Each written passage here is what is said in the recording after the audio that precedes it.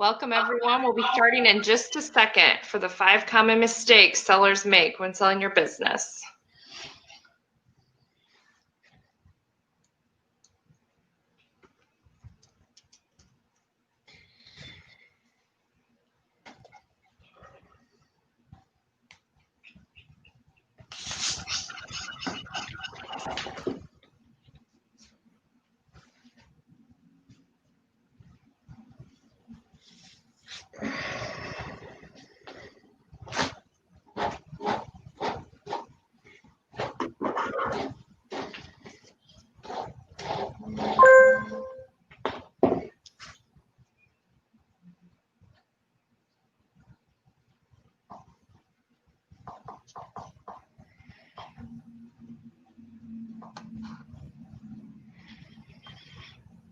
Okay, we're going to go ahead and get started.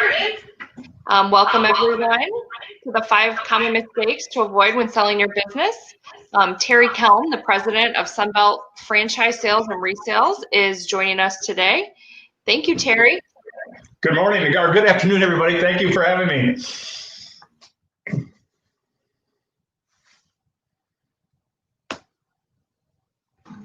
It's all you.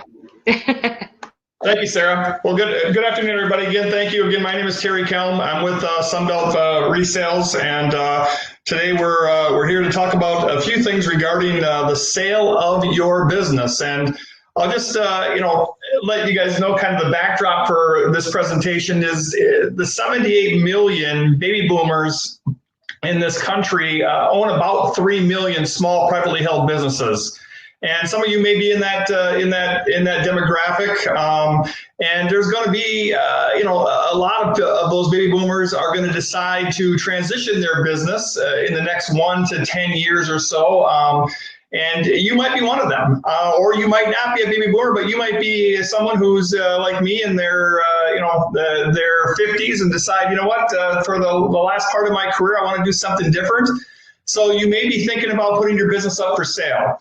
And with the, Sunbelt Business Brokers has been in business for 40 years. I've been with them for 17 years. And over those years and working with, literally hundreds and thousands of sellers of businesses, we've kind of determined and really developed, the things that a seller should and shouldn't do that could not only make or break a deal, but could also save that seller lots of money at the closing table.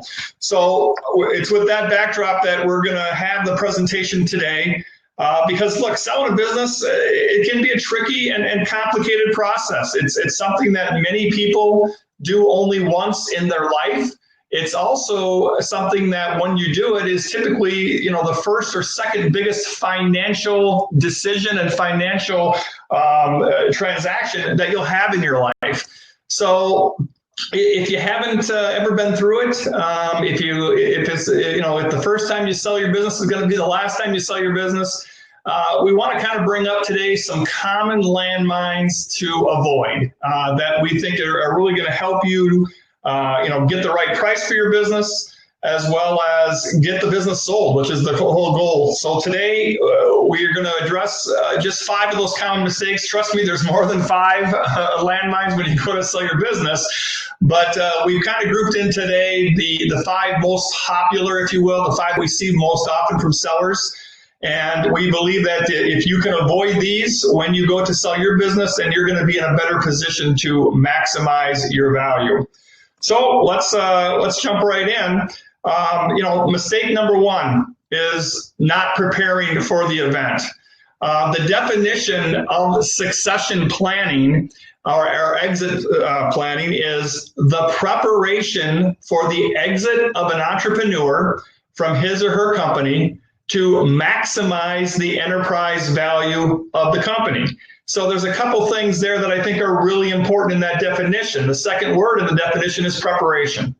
And the last sentence says to maximize the enterprise value. And I will tell you that if you just decide tomorrow to put your business on the market, without any preparation, you may still be able to sell your business, but the odds are you're not going to maximize the value of your business. And that's why this is called exit planning, and it's not called exit nowing. So you have to understand that this is a process that takes some preparation if you want to get the best price and terms for your business.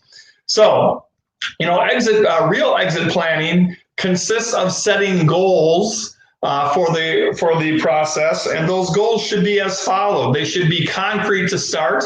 They should be actionable, and you can take action on those goals. They should be realistic, and they should also be adjustable, because as you guys have found out, especially in 2020, a lot of stuff happens in our world, and things change, and things that we weren't planning on happen. So you want to have a plan in place that you believe is realistic, is actionable, but it also have to, you have to be flexible with it. And, the best example I can give you guys for that is, when we landed that rocket on the moon back in 1969, NASA put that rocket down within 7 feet of their intended target on the moon. But along the way, they made over 10,000 adjustments to the flight plan. So they kept their goal, they ended up hitting their goal, but they made a lot of adjustments along the way. And that's what the same thing happens when you do exit planning and succession planning is you have a goal, but in order to hit it, sometimes you got to make changes to your plan. So the takeaway from mistake number one is you have to have that plan. And look, make a plan, and it can be simplistic to start, right? The example I got here is I want to sell my business in November of 2022 for $3 million. Put that goal down on paper. Then you can start working a plan backwards to figure out how am I going to get there, right? But you kind of have to have that goal. You have to have that target. So, that plan is going to initiate that goal for you, because if you don't know the goal, if you don't know where you're going, well, a goal without a plan is simply a wish. So you need to have the goal, and then you need to be focused on how you're going to get the goal with actionable items along the way. So another thing that you can do in the preparation of the sale of your business is do what a buyer is going to do to you once you identify a buyer, and that is perform due diligence on yourself. So what does that mean? Well, if you have the ability tomorrow to walk into your businesses and take off your owner hat and put on a hat of saying, I'm a potential buyer for this business, and you looked at your business from that subjective angle, what would you find? Would you find some things you might not like, right? So, would you find some things that a buyer would like? So if you can take that objective view of your business and say, what would a buyer like? What wouldn't a buyer like? What would a buyer like? And start working on those items today, that there's two things that could happen. Number one is it's probably going to help your business right now while you still own it. And number two, it's going to make your business more sellable when a buyer really does come down the pike. So if you can perform due diligence on yourself and look at your business through the eyes of a buyer, you're going to be able to identify things you need to work on before you go to market. Some other things too to have at the ready when you are ready to go to market. You're going to need your last 3 full years of financials and tax returns. And by the way, I talked to a seller just this morning. And he told me, as we were talking about his business, he said, yeah, I haven't paid my taxes in the last 3 years. And I had to tell him that his business probably is not sellable until he gets that tax return finished. And he gets caught up, because nobody's going to buy a business knowing that there might be a liability like that out there. And in addition to that, banks are going to look at the tax returns to figure out what they're going to lend to somebody on your business. And if you don't have tax returns, the banks won't get involved. So it's really important to have 3 years of financials and tax returns. You're also going to want to put together any leases that you have for offices, equipments, vehicles, etc. And then make a complete list of your assets that are going to be included in the sale, and also make a list of assets that might be in your business right now that won't be included in the sale. For example, if you have a certain vehicle that you want to keep as a personal vehicle when the business sells, we want to make sure we disclose that on the front end, that this vehicle is not going to be part of the transaction. So if you do those type of things, you'd be ready to talk to a buyer. But again, performing due diligence on yourself, a big part of the preparation. Also, be ready to discuss, United Servicers. I think it's really important. You guys, belong to this organization. You guys get tremendous value and benefit from this organization, and you're going to want to make sure you talk about that benefit a little bit to other potential buyers, and make sure that they realize this is something that they should, definitely continue with and be part of. You can also, see if anybody at United Servicers has any, other members that may be interested in buying your business. It doesn't hurt to ask, one of your trainers or people that you deal with at the United Services organization like Sarah, to say, hey, do you know anybody who's looking for a business? You might be able to find your buyer easy that way. So just some tips on there and maybe cutting some corners as far as getting ready to sell your business. Mistake number two is valuation. Look. Guys, as I mentioned before, I talk to literally hundreds of sellers a year, and about 95% of the sellers I talk to have a higher opinion of value of their business than what the market will actually bear. And as a small business owner myself, I really understand that. I get it. It's our blood, it's our sweat, it's our tears, it's our 70-hour weeks, it's our investment, it was our risk capital. This business is always going to mean more to you than it is going to mean to somebody who's coming in from the outside, okay? But that doesn't really change reality, right? You're going to have a higher opinion of it, but that won't change the market for the business, okay? Because quite frankly, buyers don't care what you've invested in your business. Buyers don't care that you work 70 hours a week to get it up and running. They don't care the endless nights and weekends that you spent to get it up and running. What they care about is current performance. That's how they're going to value your business, not based on what you have into it or what your heart is into it. So again, you have to put that buyer hat on and say, if I was going to buy a business and it had these same characteristics that my business has today, how much would I spend for an opportunity like that? Because that's how buyers are going to look at your business. Okay. And again, United Servicers has partnered with Sunbelt, and we're a great resource to help you with this, guys. We can help you, come up with price ranges. We have lots of different programs, and they range from free all the way up to $3,500 for a full valuation. So different areas of valuation we can help you with. And I'm always a good first call for that if you want to talk about just putting a value on your business. By the way, valuation is just not about how much money you as the owner make. Don't get me wrong, it's a very important part of the valuation process, is understanding what the owner benefit is. But valuation also includes looking at other attributes, or what we call value drivers, and to see which value drivers are present in your business. Because I can tell you that there are buyers out there that while, high gross sales and high profits are important to them, they also want a certain kind of business, or they want to live a certain kind of lifestyle that only certain businesses will allow them to live. Okay, so what are some of the examples of some of the value drivers I'm talking about? Well, number one, management in place. Now, I realize that some of you may be owner operators. You may be only having one truck, and you're out there and doing the repairs. And I'm not saying that your business isn't sellable. It still is sellable, even if you're a single owner operator, type of person. But I will tell you that there's a fair amount of buyers in the marketplace today that aren't looking for that type of opportunity.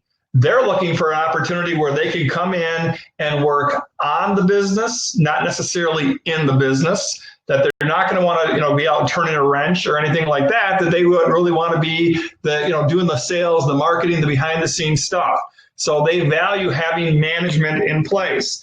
They also value having technology being up to date and current. Okay, whether it be your inventory system or the fact that you're on social media, just different technology levels are important to buyers. And the more technologically advanced you are, the more buyers are going to like that. And of course, the more buyers like it, the more they're going to pay for it. Another thing that they look at is the sales trend. Okay, I tell this to people all the time. If you have a business that's doing $500,000 in sales, but the trend is downward, that business is going to be typically more difficult to sell and to finance than a business that's doing only $300,000 in sales, but the trend is positive, that it's growing as a business. And I will tell you that banks feel the same way. Banks want to see a positive sales trend, not a negative sales trend. So these are just 3 examples of the type of value drivers we look at. And we look at many other ones as well when we're looking at a business to figure out what the price of the business is. But it's an important exercise to know that value drivers are not, or I should say that valuation is just not about how much money you make, but it is also about other things that are involved in your business. And the best analogy I can give you guys to this is one that was given to me by a broker in California. They came up with the fishing analogy. So if you look at this picture of gone fishing, you guys, if you're selling your business, would be the fishermen. And you're going to be, when you go to sell your business, you're going to be in a very, very crowded pool. There's going to be lots of other businesses for sale on the marketplace. There's going to be lots of other fishermen out there, okay? But there's only so many fish in the river, right? So if you're standing in the same pool of selling your business with a bunch of other owners, how do you attract one of those fish to your hook, right? And the answer is, well, you have to have the right bait. The bait typically is the cash flow. They want to, as we said, buyers are going to first be attracted to the cash flow. But there's other things that are going to make that fish bite on your hook versus somebody else's hook. It could be the depth in which you're fishing. It could be the color of your jig. It could be if you're moving it, if you're twitching it or not, right? Lots of other reasons get the fish to bite. Lots of other reasons that buyers buy businesses besides just the value or the cash flow of the business, okay? So again, the gone fishing analogy, I think, is really kind of puts it into a real nice picture that it's just not about the cash flow. There's lots of other things that are going on that you have to, they have to consider that buyers are looking for. And if if you're the fisherman that has the right bait, that you got a good business with good cash flow, but you also have those other attributes that we talked, some of those other attributes you talked about, those other value drivers, you're going to have a really good opportunity then to snag a buyer long before anybody else, okay? So that just kind of sums up the valuation mistake. Number 3, breach of confidentiality. I'm going to give you guys today 3 real life lessons regarding why it's important to keep the sale of your business as confidential as possible, especially at the outset of selling your business. The first one is a Mexican restaurant that was near our house. It's a restaurant that my wife and I had frequented only a couple of times, but we drive by it a lot. It's in our neighborhood. And one day we drove by it and there was a for sale sign in the window. And my wife, and this was I'd probably been into selling businesses only for about 4 or 5 years when this happened. But my wife said out loud at that time, she said, "Well, I guess our days of going there are over with." And I said, "Tell me a little bit more about that comment." And she said, "Well, obviously, if they're selling their business, there must be something wrong with it." Now, I think we've come a long way in the last 14 years of people having a better understanding that there are human reasons why businesses sell, that it's not just because of bad finances or something's wrong with the business that people sell their business. But I can also tell you that there still is a common perception, especially amongst employees of businesses, that if they hear that their business is for sale, they think the worst. They think that there's something wrong. They think that they may lose their job, okay? And in this case, my wife, who was just a customer, thought there was something wrong and decided she wasn't going to go back there, all right? So I hope that you guys all realize that if you're thinking about selling your business now or in the future, putting a for sale sign, in your office or putting a for sale sign on your van is not the right approach to take, okay? The second confidentiality story I wanted to share with you was a landscape business here in the Twin Cities of St. Paul and Minneapolis. This lady came to our office. She was ready to list her business, And as part of the process of talking to her broker, the broker said, "And I want you to keep this confidential from all your employees." And the lady said, "Oh, I can't do that."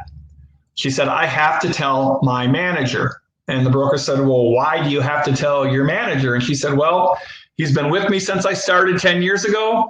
Really, he's the driving force behind the business. And this is an exact quote, I feel like I owe it to him." What we tried to tell her was, until you have a buyer that's buying the business, you still are going to be the owner of the business. And there really is nothing to tell anybody. And if you tell your employees that you're selling your business before you're going to sell, in many cases, all you're going to do, instead of them saying, "Oh, thank you for telling me," and then they continue to work hard and don't cut corners and do all the things that they've done to make you successful to this point, instead, you're going to worry them. You may cause them to start cutting corners. You may cause them to start maybe look for other jobs, or worse, they just become apathetic and they stay with you. Well, in this particular case with the landscape company, we basically begged the owner not to tell her manager. She still went ahead and did that after she signed the listing agreement. 6 months went by, and we still had the listing. We hadn't found the right buyer for the business yet. But in that 6-month period of time, here's what happened. Number one is she no longer had her manager. He resigned. Worst case scenario for her is, number two, she now had a new competitor. He started a competing firm. So again, until you sit across the table from someone and they hand you that big fat check and you hand them the keys to the business, whose business is it? It's yours. And again, there's a time and place to tell your employees, your customers, and your vendors that you're selling your business, and it's not when you list your business for sale. The third one that I want to give you is a print shop in the southern part of the country. And this one's even more, I think, a cautionary tale than the first two. This print shop had like 5 employees besides the owner-operator, and the owner had been in business for 25 years, and some of their employees had been there with him for the full 25 years. So again, he felt an obligation and a sense of loyalty to tell his people that he was going to consider selling his business. So he listed the business for sale with us, and then he told his staff that he had done that. Time went on, 3 months, 4 months, and we found a buyer for the business. He actually brought the buyer into the store and introduced the buyer to some of the employees.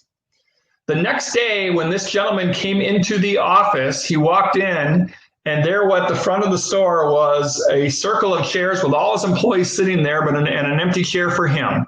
They asked him to sit down, and then the employee said to him, "We've all come to an agreement. If you sell this business to that buyer, we are all walking out and there won't be a business to sell." And I will tell you that this happened 3.5 years ago to this guy. And to this day, he still owns the business. He is basically a hostage as an owner to his employees because he now doesn't want to go and put the business up for sale because he's afraid that they'll boycott anybody who comes in. So again, 3 cautionary tales to illustrate the same point. Until you have a buyer that's looking like they're going to be the buyer of the business, there's nothing to tell your employees, your customers, or your vendors. You're going to want to keep it as confidential as possible. And again, to do that, all the marketing that you're going to do to advertise your business should be what we call blind profile, which means you don't advertise the name of your business or the city in which your business is but instead you use vague descriptions. Just say appliance repair company typically is okay, unless you're the only one within, let's say, 100 miles. Then you got to just say you're a consumer service provider. But then instead of saying, I live in a suburb of the Twin Cities called Woodbury, Minnesota. Instead of saying Terry's Appliance Repair in Woodbury, I'd say an appliance repair company in the greater Twin Cities market. So I'm going to give the buyers enough information in the advertising to get them excited about the business without giving away the identity of the actual business.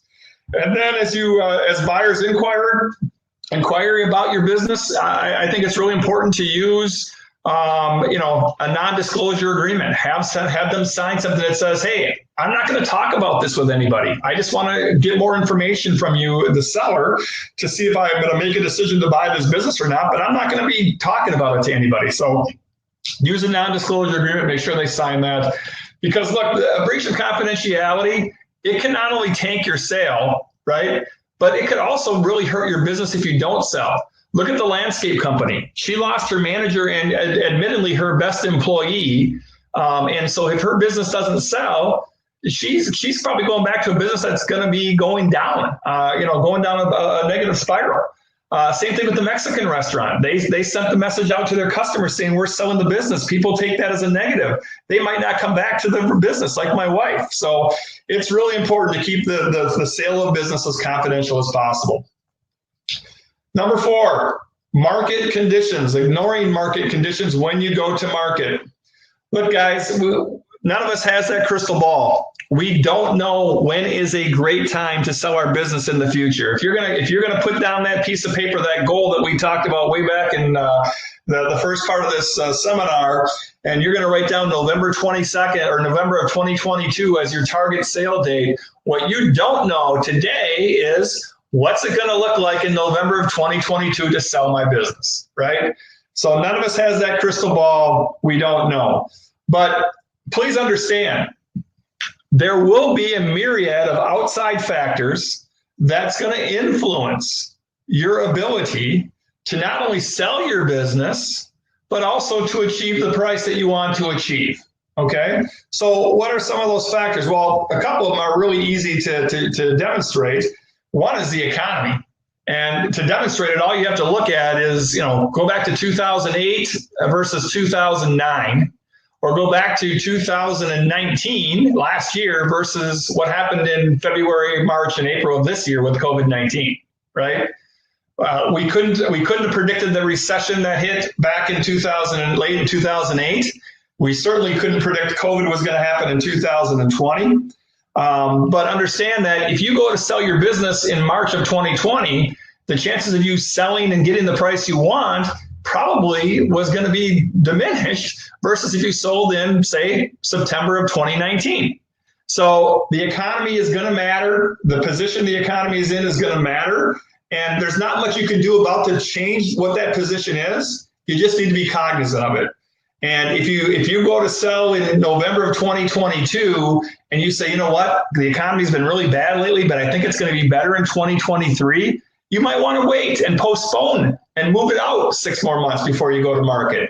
Similarly, if you think you're going to go in November of 2022, but you hit February or March of 2022 and the economy is booming and everything looks rosy, but you know that there's another election coming or something along the lines here in the next 6, 7 months that could curtail that, you might want to sell earlier than you had planned. Again, that gets back to your plan is adjustable. Your plan is changeable.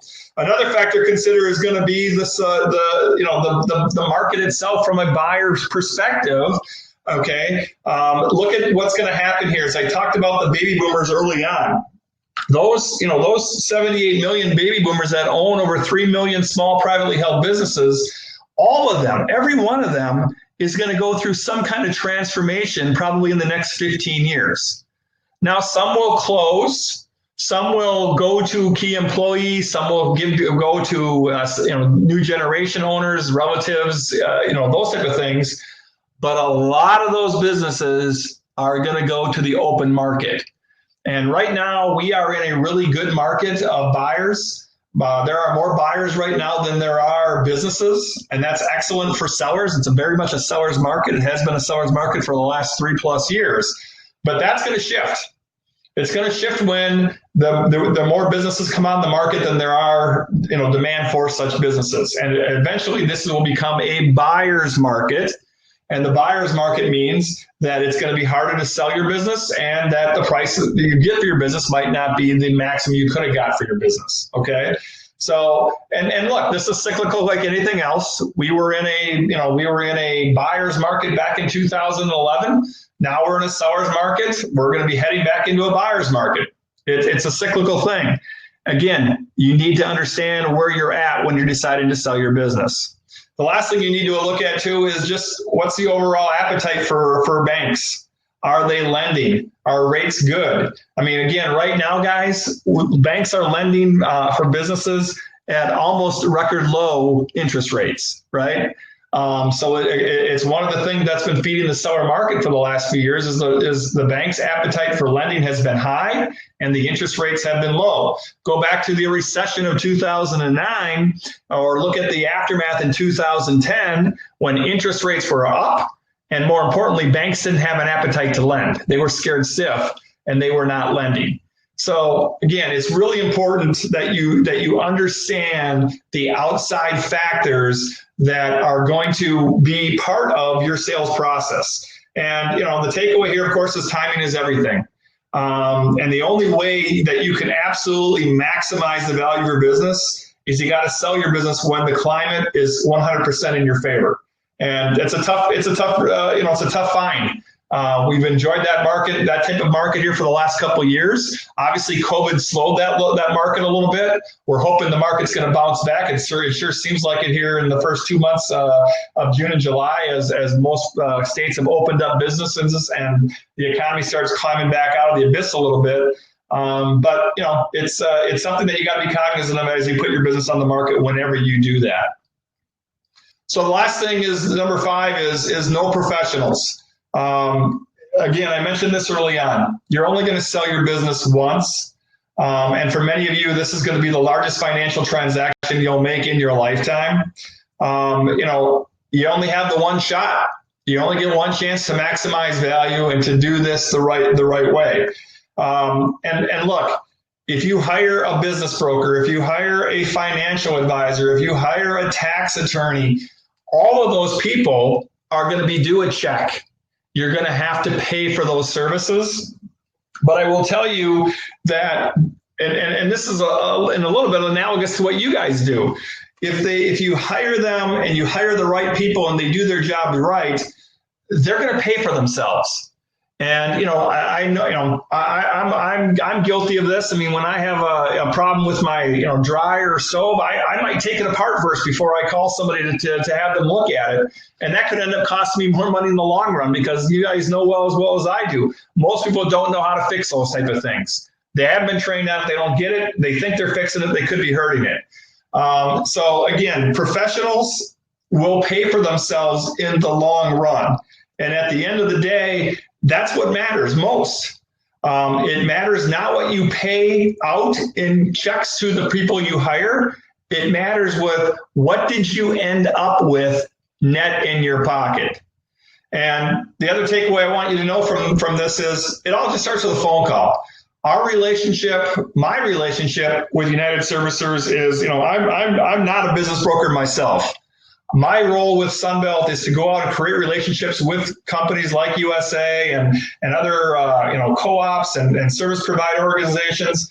And my role with that is just I'm here to help. I'm a resource to you guys. United Services wanted you guys to have this type of resource so you had somebody you could talk to and turn to and say, hey, what about this? Or how about this?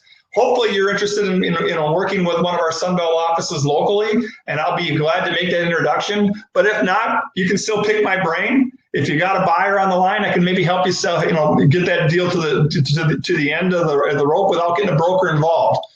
So, if you decide to sell your business, I hope you consider though using a broker, because hiring a good business broker is going to help you mitigate these 5 common mistakes. And many other potential mistakes we didn't talk about today.